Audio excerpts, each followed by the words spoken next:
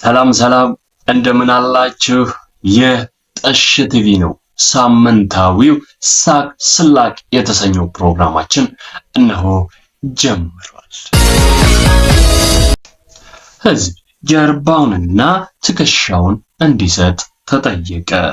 በብልጽግና ህዋ ላይ እየተምዘገዘገች ያለችው ኢትዮጵያ የወደፊት እድገቷን ለማረጋገጥ ይረዳን ዘንድ ህዝቡ ሆዱን ትቶ ጀርባውና ትከሻውን እንዲሰጥ ሲል መንግስት አሳስቧል። ሆድ ሰፊ ነው። ሆድ ጎተራ ነው። በትንሹ በቀን 3 መግቡኝ ይላል። ይህ ደግሞ ባንዳነት ነው። ይህ አሸባሪነት ነው።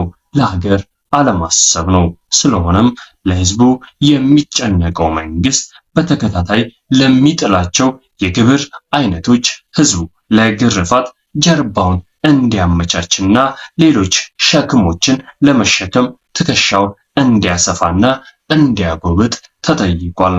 ትሁቱ ህዝብም ጀርባውን ትከሻውን ብቻ ሳይሆን ጫንቃውንም ጭምር ሊሰጥ ቃል ገብቷል።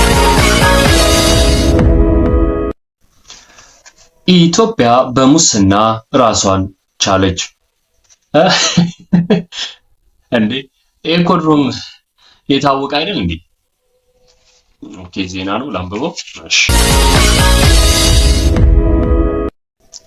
ኢትዮጵያ በሙስና ራሷን ቻለች። በዓለም አቀፍ ደረጃ በምግብ ራሷን ትችላለች ተብላ ስትጠበቅ የነበረች ኢትዮጵያ እቅዷን በመቀየር በአጭር ጊዜ ውስጥ በሙስና ራሷን የቻለች ሲሆን ይህም በዓለም አቀፍ ደረጃ በሰርቆ አደሮች ብዛት ተፎካካሪ እንድትሆን አስችላቷል። ከዚህ ቀደም በአህያ ብዛት ከቀዳሚዎቹ ተርታ ብትሰለፍም ያንን በማሻሻል ባለስልጣን አህያዎችን በመጨመር ዓለምን ማስገረሟን ቀጥላለች። ኢትዮጵያ ትናንትም ዛሬም ነገም በታታሪ ሰርቆ አደሮች ልጆቿ አፍራ ትኖራለች። ጊፍተሮች የላችሁም እንዴ? ታፕታፕ አድርጉ እንጂ አንበሳሱን ሼር ኮፒ ሊንክ ምናምን ምንድነው አድርጉ እንጂ አንበሳ ምናምን እየሰጣችሁኝ ጊፍተር የለም እንዴ? እዚህ አንዴ ዜናውን አልጨረስኩም እንዴ? ላይቭ ላይ መስሉኝ። አንተ ደግሞ አንበሳ ጉድ አፈላ።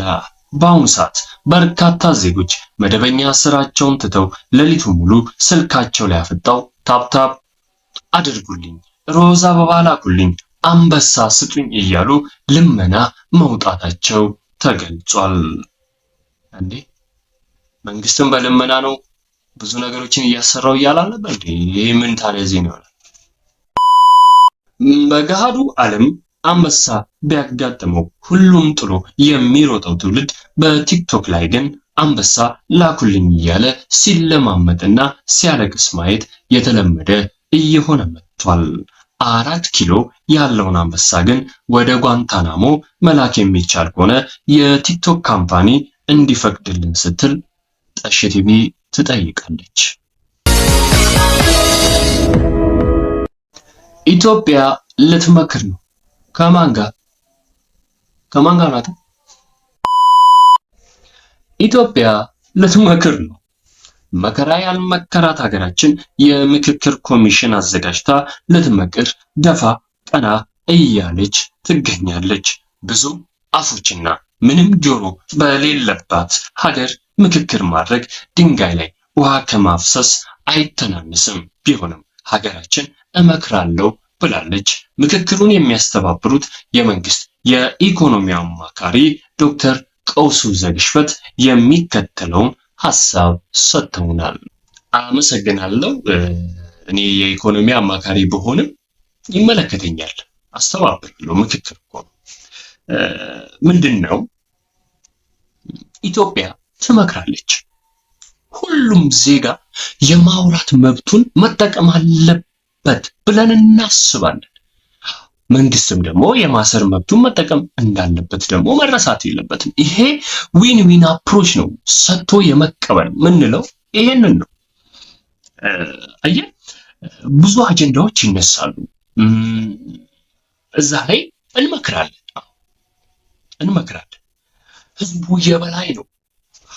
ህዝብ የበላይ ነው ወረቀት እሱ መረሳት የለበትም።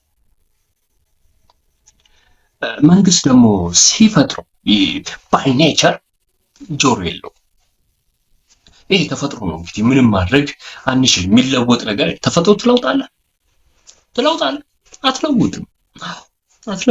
ስለዚህ ተፈጥሮ ነው ጆሮ የለው ምንም ማድረግ አንችልም። ይሄን ግን ሀገራችን ትመክራለች።